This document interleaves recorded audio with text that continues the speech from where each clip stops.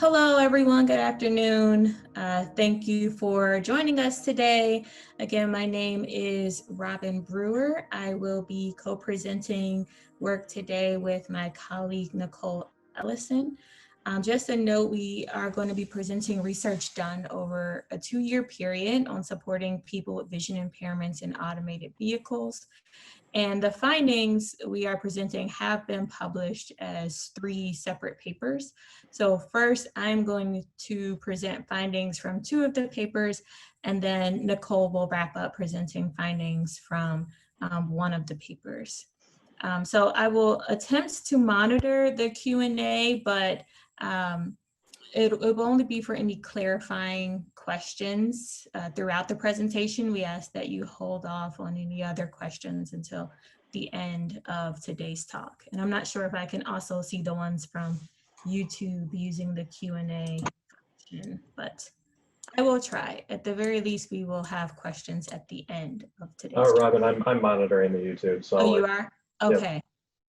Great. All right, so let's get started. My slides are not advancing. Let's see. Okay, so I want to start today's talk by having everyone think about people who face barriers to transportation. Automated vehicles have been framed to alleviate many transportation-related barriers, making it easier for different communities to access transportation, such as children, people who live in areas without public transportation, or people with disabilities. In today's talk, we're going to focus on the needs of people with disabilities, specifically people with vision impairments, but recognize that many of the findings we present may also help other AV users or potential AV users. There has been research in the accessibility and human-computer interaction community on disability, transportation, and technology. This work focuses on accessibility in primarily public transportation contexts, focuses on independence, and also indoor and outdoor walking navigation for people with vision impairments. But there's been much less work related to automated transportation. And so that's what we're going to focus on today.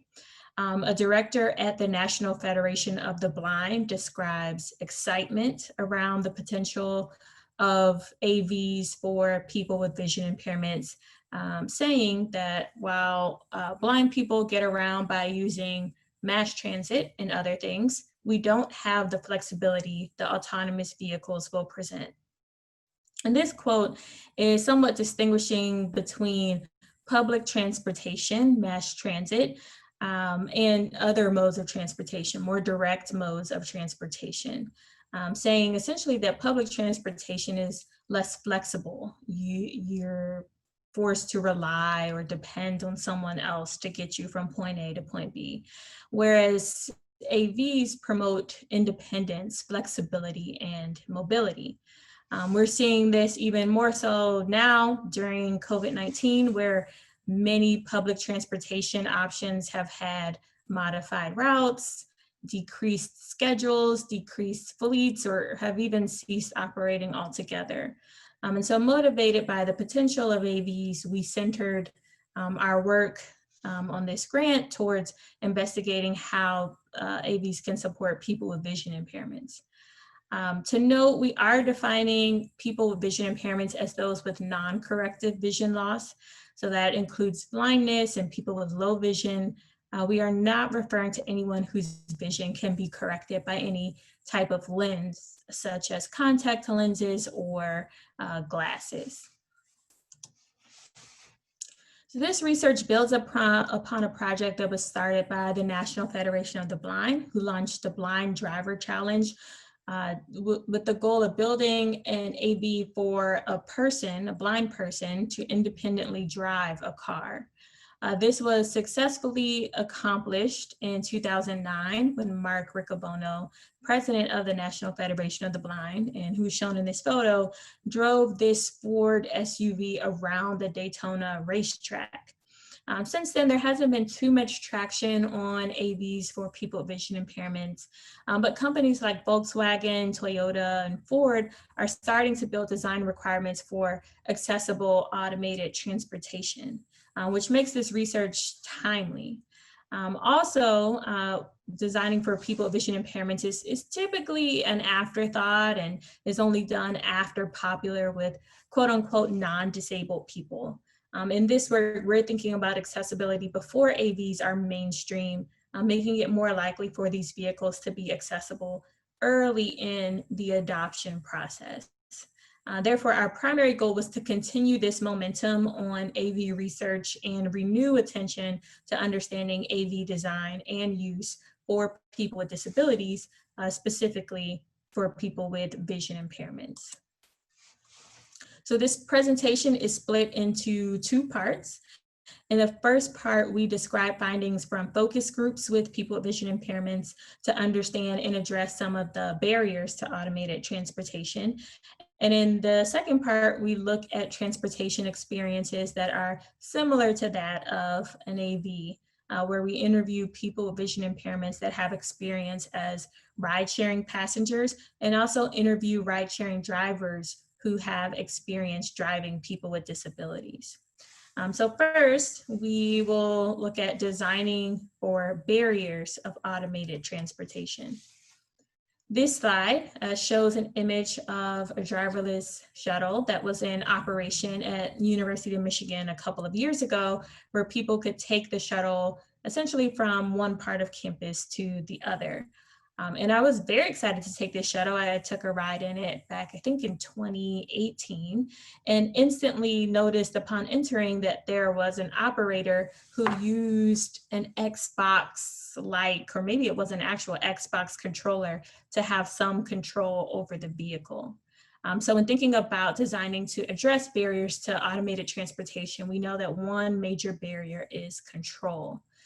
A representative at Waymo, who is an innovator in the driverless car space, said, even though people aren't driving, we know that a sense of control is essential. And this sounds counterintuitive. So how can people have control in a driverless or automated vehicle? Why should they? Moreover, how can people with vision impairments control an AV? To help address these questions, it's important to note that control aligns with autonomy. So many of you on the call may be familiar with the 6 levels of autonomy developed by SAE, ranging from 0 to 5, where 0 is no automation and 5 is full automation. And there's been a debate as to whether we should be imagining a future of semi-AVs, so more in that 2 to 3 range, or fully AVs, closer to that 5 range. We argue that it's important to understand accessibility of both, because the automated transportation industry agrees that a fully automated vehicle is not likely to be on the market in the immediate future. Therefore, we decided to probe further with the following research questions. So 1, how do people with vision impairments perceive semi and fully automated vehicles? Do they have a preference for one over the other? Why or why not? And then 2, how can we design accessible systems to support people with vision impairments and these differing levels of control in automated vehicles? So to address these research questions, we conducted focus groups with people with vision impairments. The findings from this work were published at Assets, which is a conference on accessibility and computing, and you can find the PDF of this paper at bit.ly/blindavcontrol. The full citation is at the bottom of the screen. So today I'm going to summarize this work, but encourage you to read the full paper. To begin, we partnered with the Greater Detroit Agency for the Blind and Visually Impaired to conduct 2 focus groups with 15 people with vision impairments, which included participants who were blind and low vision. The focus group started by understanding participants' general transportation experiences as a driver and/or as passengers. Then we introduced automated vehicles, defining both semi and fully automated vehicles. essentially asking them to compare and contrast the two, describe which they would prefer, if either, and any perceived challenges in using these two types of vehicles. And in the final part of the focus group, we used the challenges as prompts and asked participants to design solutions. So I'm going to briefly touch on a few of the key findings. The first is around desired level of control in an AV. And so while not a formal hypothesis, we expected that most participants would describe a preference towards fully automated vehicles, like P4, who said, "I wouldn't want to be in a vehicle like that," referring to a semi-automated vehicle, "because I know nothing about operating a vehicle anyway, so I would have to be in the fully autonomous." Similarly, other participants described how their preferences of control in a vehicle were based on prior experiences driving or being a passenger. For example, P3 said, "If you've never drove, then a semi won't be for you because you have to know how to drive." And so one might expect that blind people or people with low vision would not want to operate a semi-automated vehicle. However, several participants like P3 and P14 who were blind said that they preferred to use semi-AVs. P14 described how he wanted the ability for you to take over and still have some type of tactile signals given to you and say, "This is not working, this is not going to work," and you can still achieve your, independence. So for him and for others, control means independence. And so this desire for people who are blind or low vision to want to have control in an AV seems somewhat counterintuitive, but it's important to understand that people with vision impairments can have prior experiences with driving, and our data show how they can still feel connected to their identity as a driver. For example, P7 introduced himself in the focus groups, saying, "That's what I did for a living as a transportation equipment operator for public transportation." So many of our participants had driven before acquiring vision loss due to age-related disability. I should note that many of the participants were older. There was a range, I think, from 39 up into the 60s, but on average, participants the average age was 59 years old, I believe. So many had age-related vision loss. Also, several participants mentioned driving, even being blind or low vision, which is technically illegal, but driving was a source of independence, which they wanted to keep.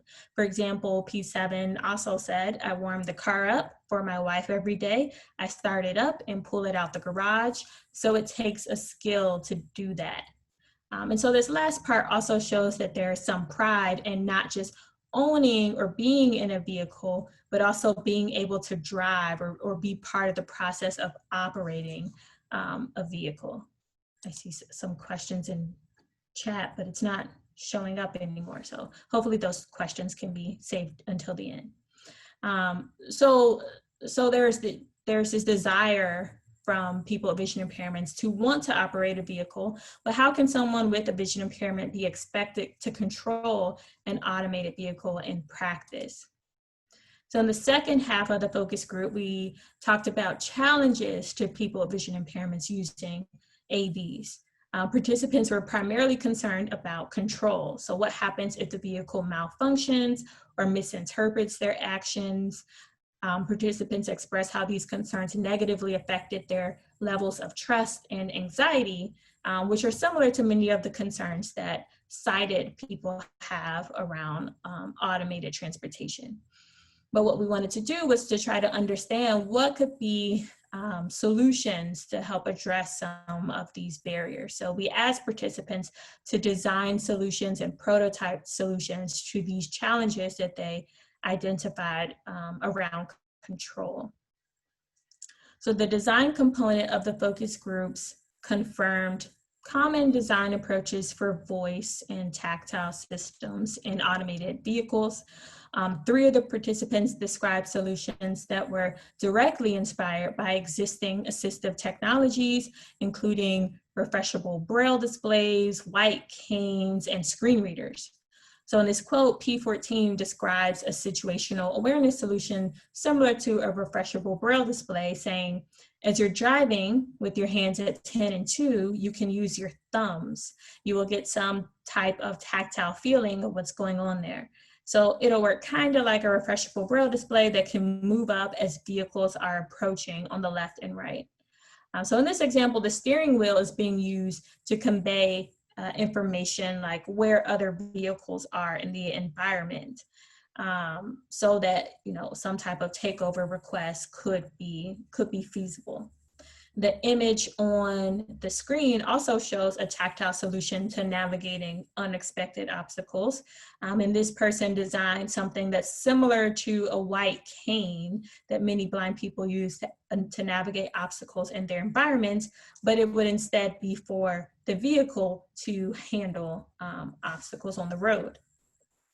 We provide more detail in the paper, but overall we see that one takeaway from this work is that there's this tension between control and independence, where there was value in people with vision impairments having some control, which a semi-automated vehicle provides, but not feeling comfortable operating one independently.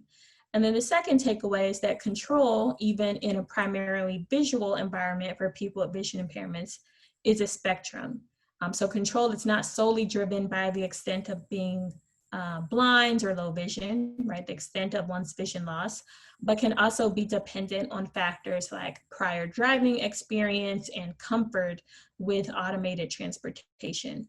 So it's important that as a research community, we don't make assumptions about the level of control someone would like to have based on their ability, but consider using adaptive approaches, considering how automated systems can adapt to the abilities and preferences of people with vision impairments.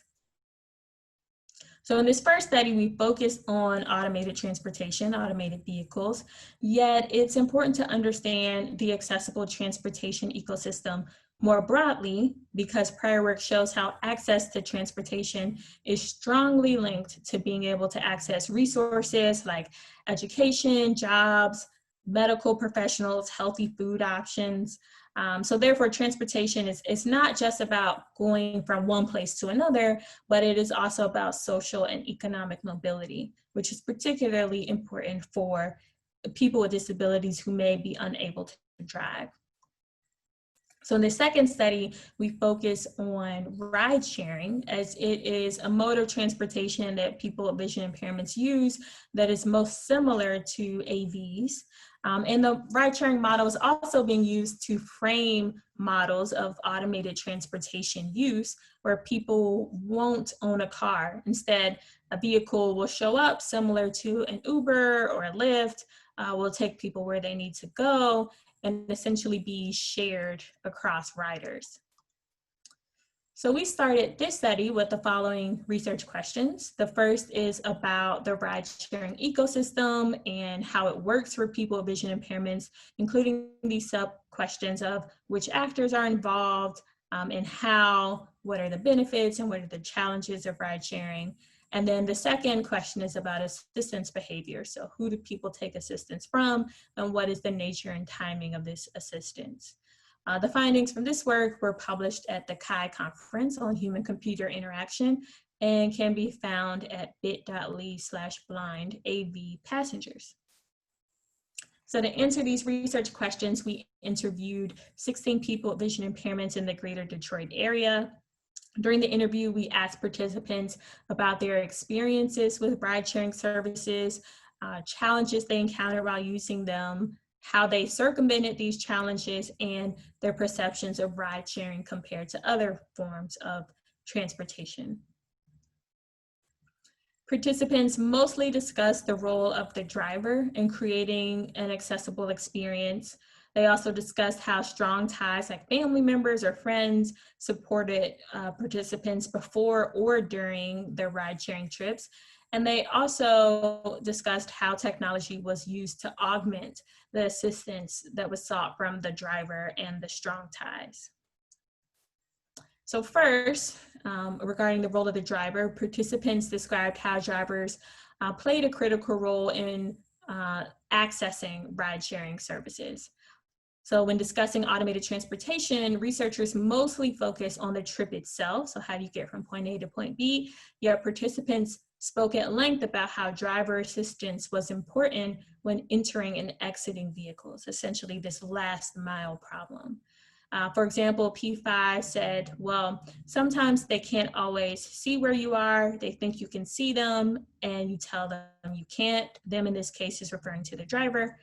For example, I waited out by my garage before and a guy swore he was at my house. And I said, you're not at my house because I'm at the garage. He goes, I'm at the garage. I said, no, you're not because I'm right here. He drove around and he finally saw me. So in this quote, we see how a conversation with the driver is required for being able to even get into the vehicle because the navigation systems directing the driver to the passenger's home were inaccurate.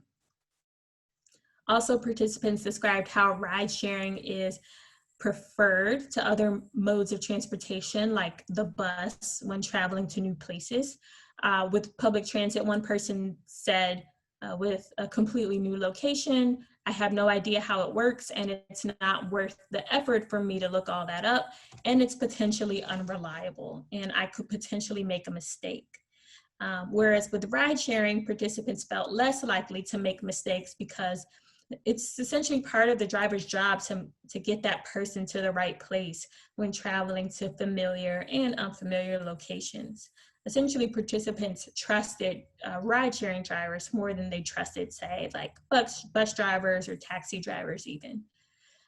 So many participants described how some of this trust was built through social means. One participant said, I think there's an unspoken kind of social contract that plays out in the Lyft. Not always, because some drivers obviously don't want to talk, but generally they do. And we say more in the paper, but this conversation helps people feel confident that they would reach the correct destination safely.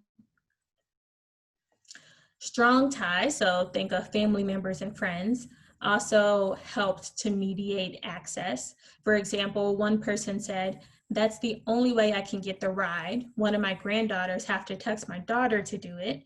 Then she'll do it and she'll call that, and the driver will text what color car. In this scenario, it's a bit complex because the grandmother doesn't know how to use a smartphone. So she asks her adult daughter to initiate the trip and then asks her granddaughter to accompany her on trips to feel safe.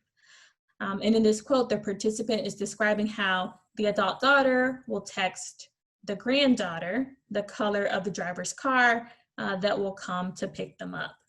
So many participants spoke about how their family members and close friends assisted them in initiating ride-sharing trips, especially when they were unfamiliar with the app or if the app had recently been updated, and how the family members or friends traveled with them to unfamiliar locations because this helped them to feel safer. And lastly, participants used other technologies to minimize help from the driver and from strong ties. For example, Blind Square and Around Me are mobile apps that dictate or provide information about nearby landmarks and navigation information. These apps were used by some participants to inform them about their immediate environment rather than asking drivers for the same information or asking drivers for assistance. 3 participants also described using Aira, so A-I-R-A, which is a third-party service that essentially uses augmented reality headsets and remote agents to initiate and provide real-time navigation instructions. So one participant refers to the Aira agent as a visual interpreter and describes using Aira with ride sharing, saying, when I order Uber or Lyft, I can order it through my visual interpreter, and then the visual interpreter knows the name in the car, and they know what the car looks like. So now when the car pulls up, the visual interpreter can see what's in front of me. That can tell me, walk straight ahead, a little to your left is the back door. It limits the third-party assistance. So Aira again, minimize the assistance that participants sought from others. And this was important to participants as prior work suggests that avoiding help or asking for help from unknown people can essentially make people feel less independent. So while many of the takeaways in the paper itself are about designing ride-sharing systems, we wanted to highlight some takeaways for automated transportation.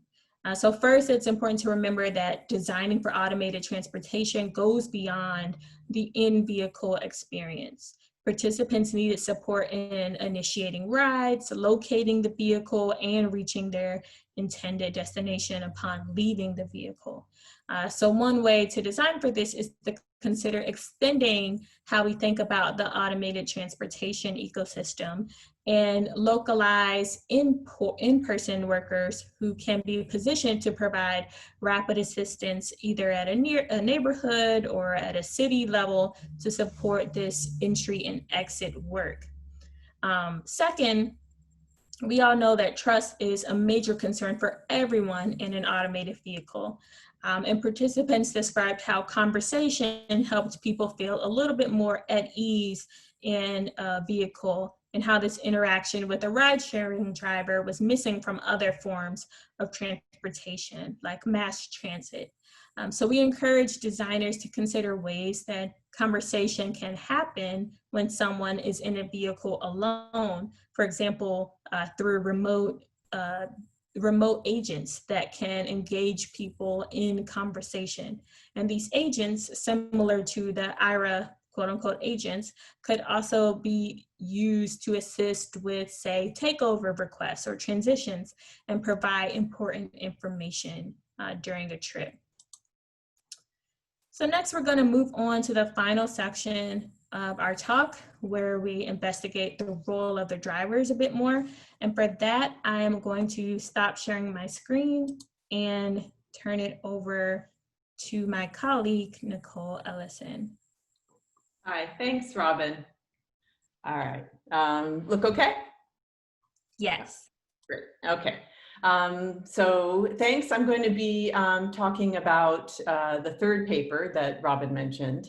And up until now, we've really focused on the vision impaired passengers, exploring how ride-sharing app experiences might serve as a proxy for researchers who are trying to understand how autonomous vehicles might affect these folks' access to transportation. But now I want to shift to the third paper, where we are focusing on drivers.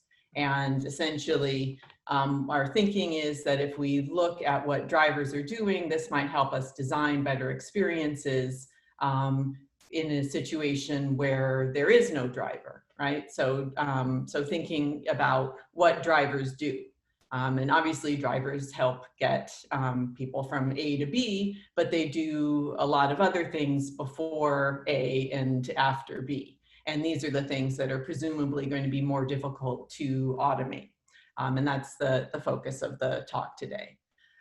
So thinking about this, you know, A to B process and what happens before A, one instance where we might see discrimination or bias is where drivers of ride-sharing vehicles decide not to pick up or to cancel rides for some individuals. And so here we can see how, I think Robin talked about how important transportation is for kind of creating accessible experiences. And here we have a situation where drivers are playing an important role in creating inaccessible transportation experiences. And in fact, this is from about a month ago. Lyft was ordered to pay $40,000 as a fine for claims that it denied disabled passengers rides. So in this study, as I said, the goal was to understand this relationship between the driver and the passenger, and using ride-sharing services as a proxy for AVs, with the understanding that if we understand better what roles drivers play, we can kind of see where there might be some gaps. when we remove the human or the driver from that experience. So in the paper that we presented at CSCW, we focused on 3 research questions. What roles do ride-sharing drivers play when collaborating with people with vision impairments to support accessible transportation? Second, what expectations do drivers have of passengers with vision impairments? And then third, how can ride sharing better support communities of people with vision impairments and other disabilities? So these are all in the paper. The paper is written for social scientists and technology researchers. So what we thought we would do today is, rather than focus on these research questions, which are available in the paper, and if you're interested, I encourage you to read the paper. But instead, we wanted to have a slightly different focus to really think about what are the implications of these data for the design of autonomous driving experiences for vision impaired individuals. So for this talk, what I'll focus on is what needs might go unmet when drivers are removed from the process, and B, what are some of the risks that we should be thinking about when we try to automate these human decision-making processes. So our methods, this is an interview study with ride-sharing service drivers focusing on their interactions with passengers. We interviewed 18 drivers for Lyft or Uber who we recruited in Facebook groups. Please note that all of these drivers had at least one experience with a passenger with a vision impairment, but many of the drivers also had experiences with passengers with other disabilities. And we interviewed we analyzed the interview data to determine themes that arose, and that again is the focus of the paper. Here are our participants, and you can see that all of them have experience with passengers with vision impairments, but many have others as well.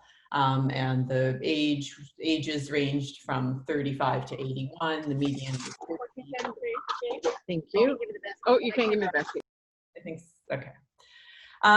So for this talk, I want to focus on what roles drivers performed for their visually impaired passengers, and then thinking aloud a bit about what this could tell us about the design of AVs and the kinds of invisible support services that might be missed. And then second, thinking about the disclosure process and when, if at all, drivers should be informed about passengers' vision impairments, and how can we give drivers access to information that can allow them to provide assistance in relevant ways, but also protecting passengers from potential bias and discrimination. So thinking about what roles drivers performed, obviously in addition to the kind of A to B driving, we saw that drivers performed physical labor roles and found societal value in them. So here, for instance, we have a quote from a driver who talks about how a passenger said, I've got a few things to move, would you mind helping me? And the driver grabbed the boxes and helped move them. And the driver says, I would have done it even if the passenger didn't ask, and talked about it as a positive experience. And then went on to share that the passenger said, once they were in the house, would you let me hold onto your arm and walk me around the room so that I could memorize where everything is? And we walked around and we got to the thermostat for the heating and cooling, and he goes, tell me what each button on this is for. So here we see an instance where a driver is asked to perform a role that's similar to that of an orientation and mobility specialist, who's a trained professional that supports people with vision impairments in navigating their environments independently. Yet this driver and others often discuss the intrinsic motivation they had to engage in such roles, where they felt like they were engaging in a job that benefits other people and the society at large. And so if we think again about drivers as kind of helping passengers get from A to B, this is a less obvious add-on, which prompts us to consider the other roles that drivers might be performing that are critical for vision impaired passengers, even if it falls outside of their job description. We also found that drivers talked to us about performing an emotional support role, not just with vision impaired passengers, but with others as well. So here we have a driver talking about how they'll talk to their passengers and help them figure out other options and bond with them, and you just get to be there for them sometimes. Okay, so this is the concept of emotional labor, which is this way in which some kinds of work kind of involve processing and managing customers' social and emotional needs, either by manufacturing emotions or concealing genuine feelings. And we also saw relational labor, where this is an instance, this was informed by Nancy Bame's book from a couple of years ago on musicians. And we found that some of the drivers talked about working with the same passengers more than once and developing a relationship with them. And the idea is that this kind of leads to or otherwise supports paid work activities.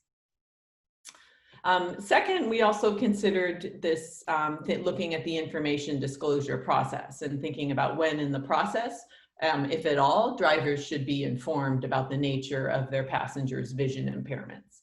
And so some drivers were unsure about how to support passengers with disabilities. So for instance, this driver told us, I was a little anxious.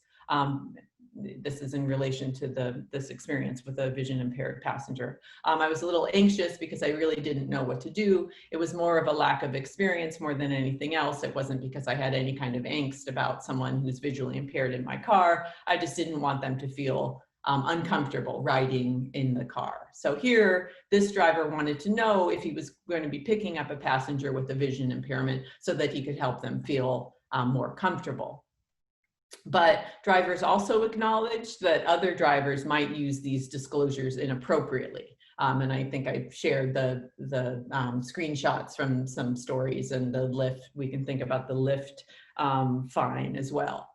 So here, one driver says, as a driver, it'd be nice to know ahead of time. However, I also get the fact that they, meaning the passengers, wouldn't want to tell us that ahead of time. There are predators out here, and if someone knew that there was a visually impaired person, they could plan it, try to figure out some way to take advantage of them.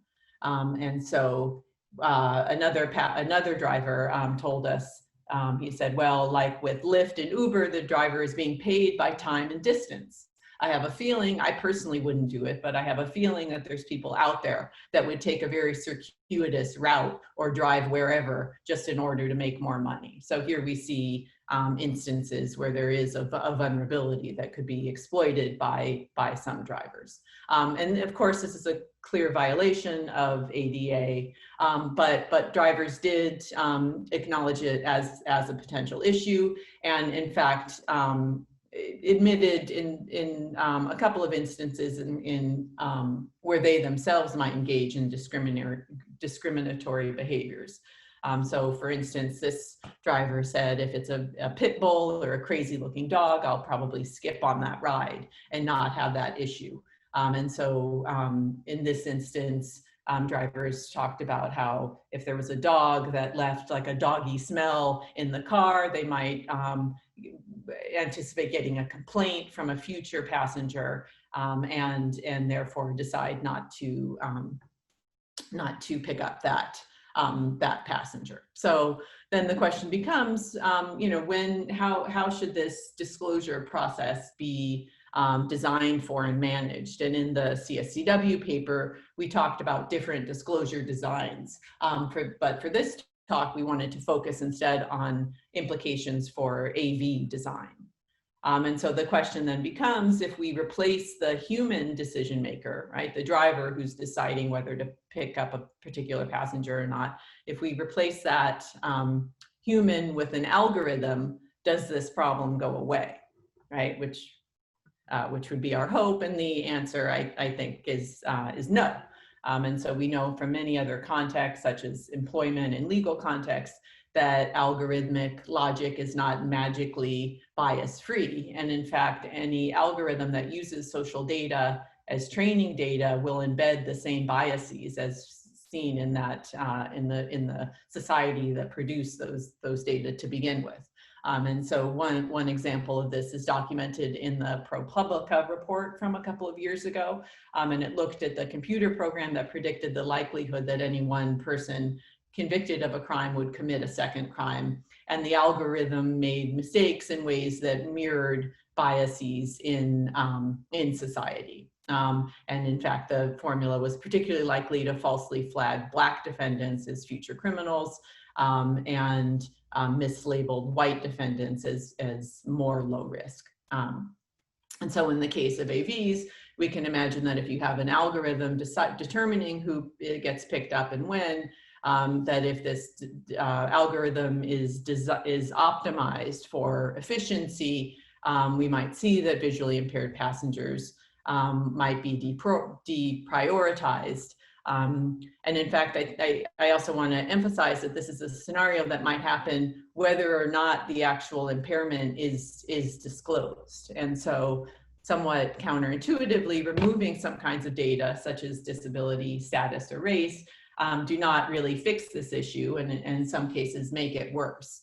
So there's some interesting work being done in this space. This is a screen grab from an IBM's efforts. But the important point to understand is that it's not just including identity information like disability, that even when you don't include that, it's still, the algorithm still may be biased, and in fact, in some cases may make it worse.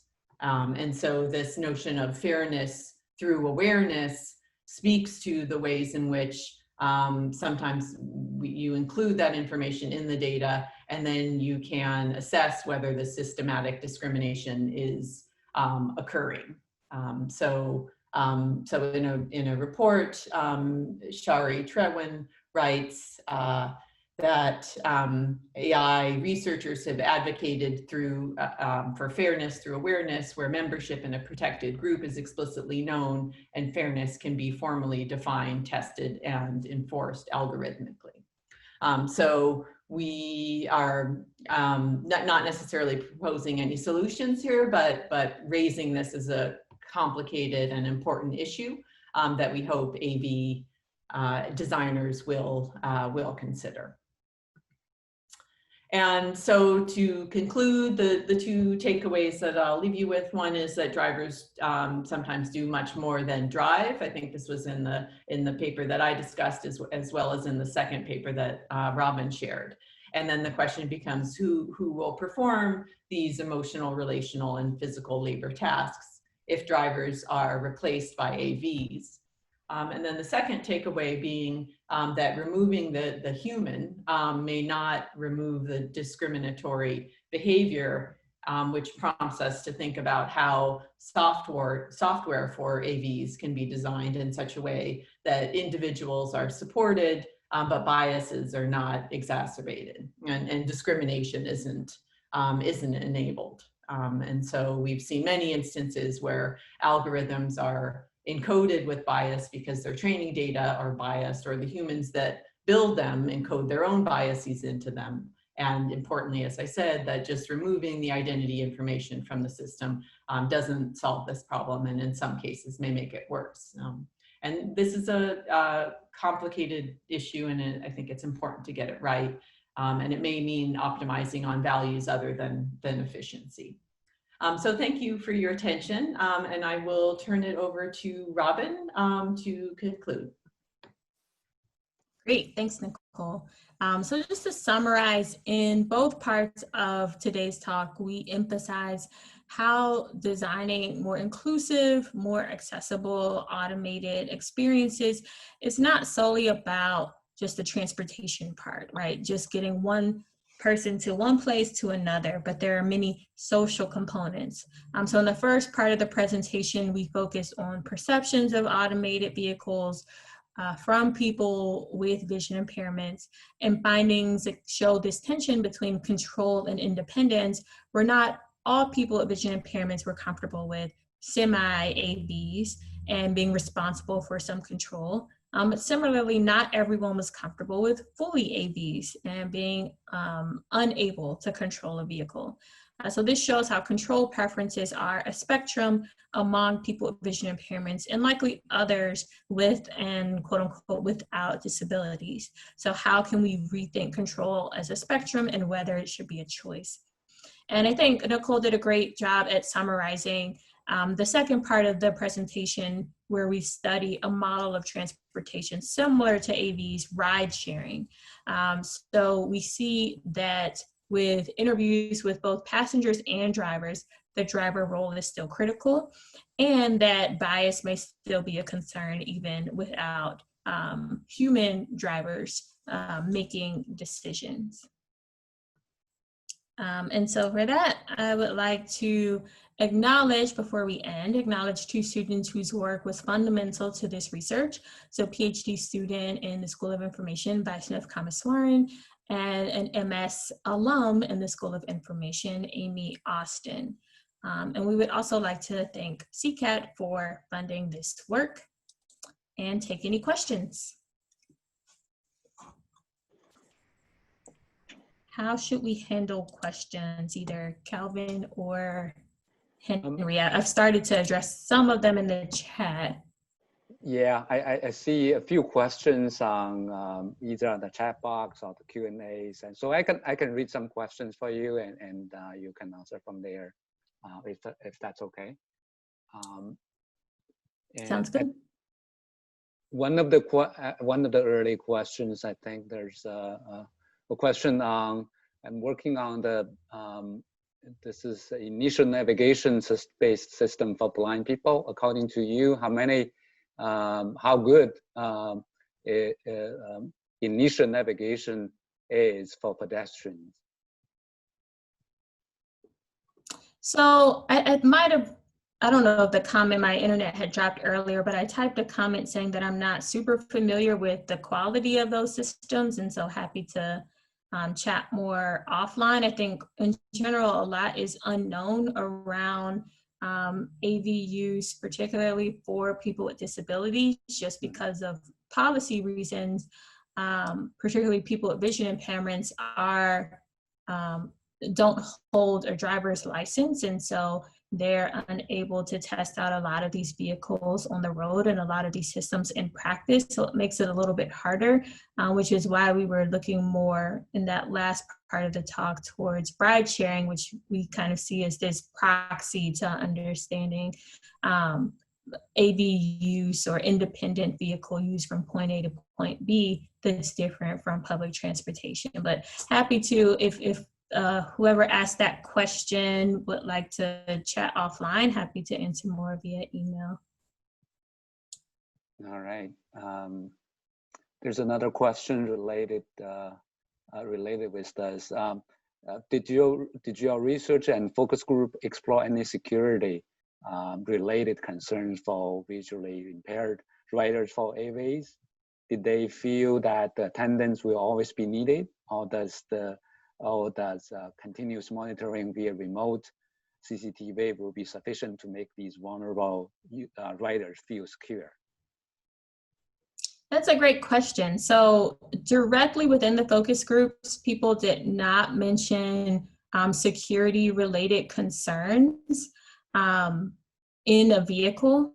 I think that rather than thinking about it as surveillance and monitoring, they could have been thinking about say like a remote agent or remote assistance in terms of just that assistance and not as much as monitoring, which is why the security concern may not have been a major focus. What was more of a focus was, how am I expected to do this independently, right? How am I supposed to be in a vehicle by myself, and what will happen if the vehicle misinterprets what I wanted to do, or it malfunctions in some way. So I think that was more the concern than privacy. There's been research that shows that people with vision impairments or people with disabilities more broadly can sometimes kind of,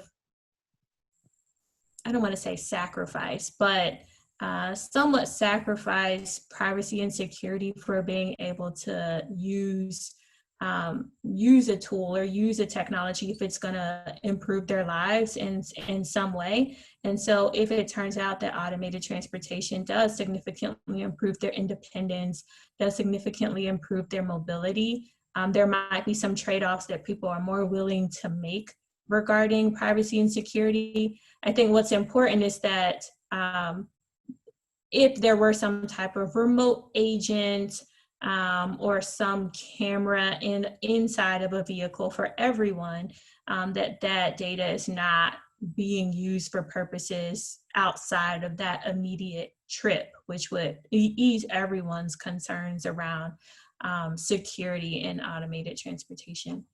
Nicole, I'm not sure if you have something to add to that. Okay. There's a couple more questions, as hopefully we can go through.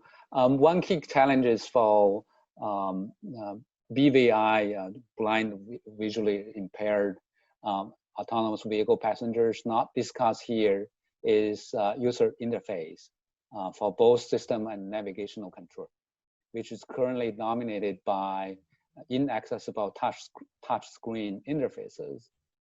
This is also the dominant interaction style for future prototypes. What multimodal interfaces do you envision as viable solutions? Maybe for both Nicole and Robin? This is basically on the user interface. And any suggestions for blind impaired person, what type of user interface could be for AVs? Yeah, and I'll definitely defer to Robin where this is much more squarely in her area of expertise. Okay. Yeah, I mean, I think that what was interesting is that in the focus groups, no one said that they wanted anything touchscreen related, right? Everyone brought up solutions that were either voice-based or tactile in terms of like haptic and vibration-based, as opposed to touchscreen. So I think using more voice-based technologies, they're becoming more popular.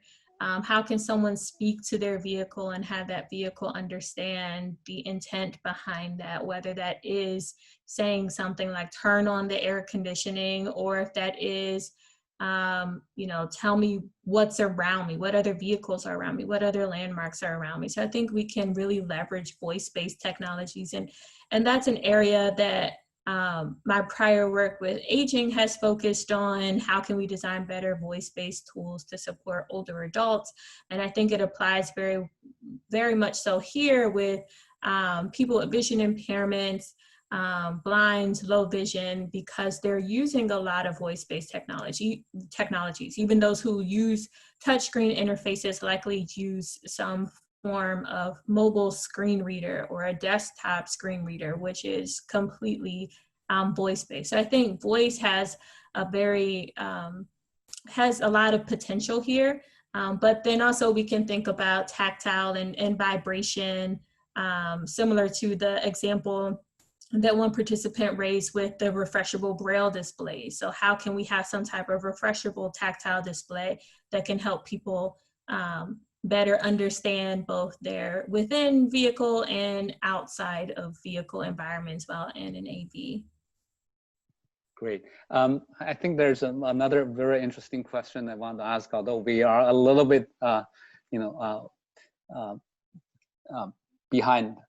The question is, a human driver may decide not to pick up a blind person with a dog, and well, this certainly happens.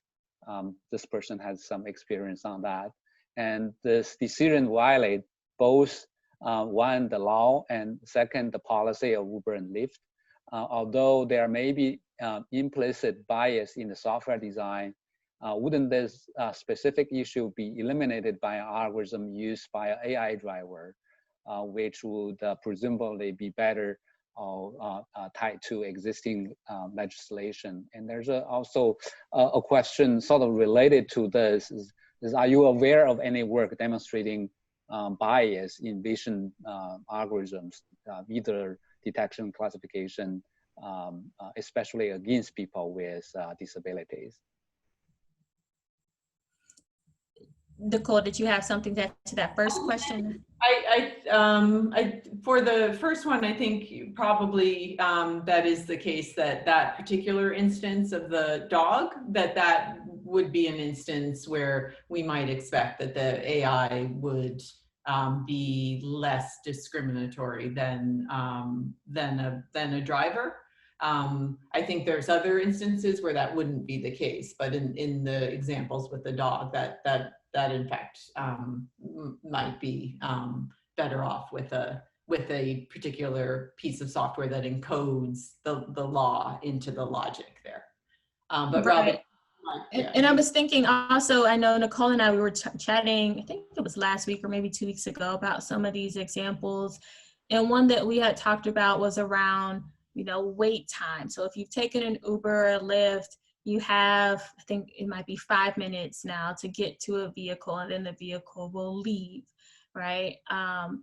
What happens if there is that still 5-minute average to get to a vehicle, but it might take someone with a disability longer to get to a vehicle? Or the example where the driver couldn't find the passenger. There is no driver, there's no person to communicate with and say, come around to the garage door, right? And so these rides might be canceled at disproportionate rates for passengers with disabilities. So there are examples where, although, there could be things built into the algorithm, algorithmic models and machine learning usually rely on norms and averages, and that's particularly harmful for people with disabilities who might be outliers towards the typical bell curve or might not fit those norms or averages that the algorithm is based on, or whatever features the training is based on. There was a second question there, and I don't recall it. You said, were there something about examples? Yeah. There's a second question that say, are you aware of any work demonstrating bias in the AV algorithms? Specifically within AV algorithms, I'm not sure, but within vision detection algorithms more broadly, there's been bias in terms of race, right? So people with darker skin are less likely to be picked up by these sensors and these cameras. And so that's one that I can think of related to disability. It's not specific to automated transportation, but there's been work on algorithms being biased against people with disabilities, particularly in the hiring process. So online job applications where you might have to take some type of test to pass on to the next round, and say people with screen readers or people who might use assistive technologies might take longer to answer certain questions and then be filtered out of the next round, right? So there are many examples of that. And so I would say see the work also of Sherry Truen, which we linked to in the slides. And then there's work by Ann Hong Guo, G-U-O, who will actually be starting at University of Michigan in the winter semester over in computer science and engineering. They have 2 position papers out on algorithmic bias and fairness in AI for people with disabilities. Okay, one last question quickly. This is, how can AV address issues specific to deafblind travelers? Yeah, that's a great question. I think there's some things that might be similar to people with vision impairments, but deafblind, the example that I was just talking about in terms of voice-based technologies and audio-based technologies, of course, will not work well with deafblind passengers or travelers. And so I think really considering how to use more tactile systems and vibration and haptics and refreshable displays will work well with deafblind travelers. I think it's really involving deafblind people in the design process looking at assistive technologies that they currently use and seeing how maybe those might be able to be plugged in as hardware to an automated vehicle, right? How can automated vehicles also work within the boundaries of existing assistive technologies that people use so they don't have to learn something completely new? I think that would also align well with deafblind travelers. Well, great. That's all the time we have for this edition of the CCAT Research Review. Thank you very much. Thank you, Robin and Nicole, for taking the time to present this important research to our audience. The final report for this project is now publicly accessible, and the link can be found at the chat box. And I think Kevin just tapped the link into the chat box already. While you are there, make sure you follow us on LinkedIn, Twitter, and YouTube, and to get notified on our upcoming seminars. Thank you everyone for joining us today, and we hope to see you next time. Thank you for having us. Thank you.